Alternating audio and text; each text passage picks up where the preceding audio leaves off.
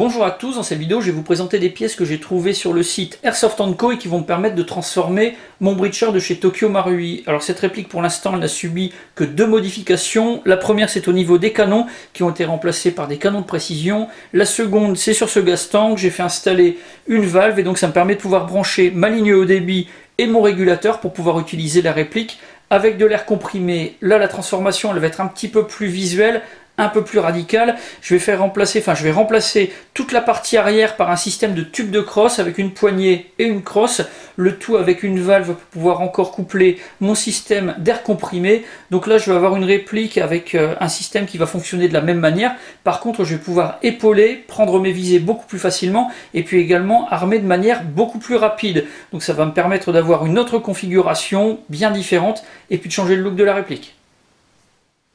Alors la première pièce dont je vais vous parler, c'est le tube de crosse. C'est un tube de crosse qui à la base est prévu pour les Velites G6 et G3, mais en théorie il est parfaitement compatible avec le breacher de chez Marui. Alors c'est une pièce qui coûte 49,90 €, on est bien loin des 200 €, même parfois des 300 € du kit Angry Gun qui est sorti il y a déjà pas mal de temps. Alors là on a une pièce qui est fabriquée en métal qui pèse 670 grammes, c'est assez lourd, ça rajoute pas mal de poids au breacher. On a un tube de crosse tout à fait classique, si ce n'est que c'est un gaz tank qu'on va pouvoir remplir par l'intermédiaire de cette valve. Ça va permettre de pouvoir propulser les billes. Alors bien sûr à cette pièce il va falloir ajouter une crosse et une poignée, une crosse pour des répliques de type M4, quelque chose de vraiment très classique. Pour ce qui est de la poignée, eh bien on a toutes les poignées qui sont compatibles pour les GBBR qui normalement sont compatibles avec cette pièce. Pour installer cette pièce sur le breacher, il va falloir au préalable la démonter, il va falloir retirer le réservoir de gaz. Pour ça, il va falloir desserrer cette bague et ensuite il va falloir dévisser le tube en lui-même. Là, on va accéder à l'intérieur de l'adaptateur et on pourra placer la vis et le joint torique à l'intérieur pour solidariser l'adaptateur au breacher. Au moment de remonter, pour resserrer cette bague, il sera peut-être nécessaire d'utiliser ce genre d'outil, sinon ça risque d'être un petit peu compliqué, sinon il va falloir se bricoler un outil pour pouvoir se prendre sur les différents crans de la bague en elle-même.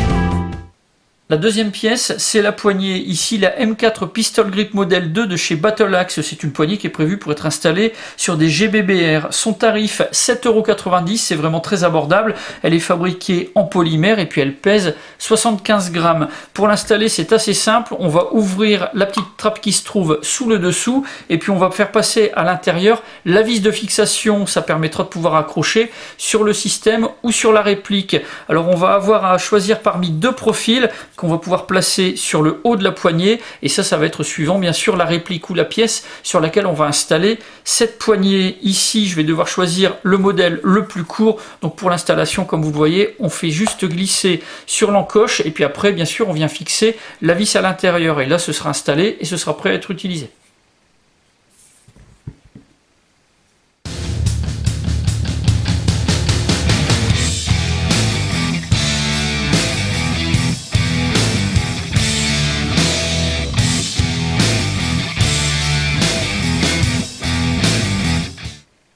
Comme crosse, j'ai choisi le modèle minimaliste M4. C'est une crosse que j'avais déjà dans mes pièces détachées, mais vous pourrez la trouver sur le site Airsoft & Co pour 16,90 €. Et puis pour compléter le tout, je vais utiliser ce système d'attache sangle. C'est un système avec Quick Disconnect que je vais pouvoir installer sur la crosse en elle-même, mais également sur le tube de crosse, puisqu'on a deux emplacements prévus, un sur la droite et un autre sur la gauche.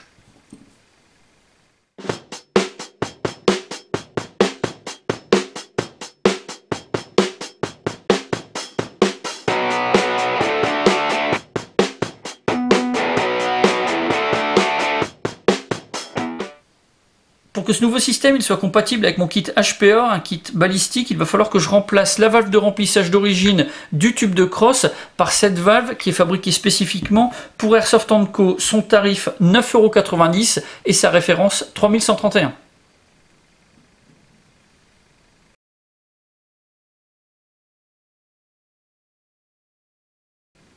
Voilà pour la présentation de ces pièces qui sont disponibles sur le site Airsoft & Co et qui vont permettre de transformer mon breacher. Si vous avez des questions, mais c'est comme d'habitude, vous avez la partie commentaires et la boîte de réception. Et puis je vous donne rendez-vous très bientôt pour vous montrer comment procéder au montage de ce kit sur le breacher. J'en ai maintenant terminé et je vous dis à bientôt pour d'autres vidéos.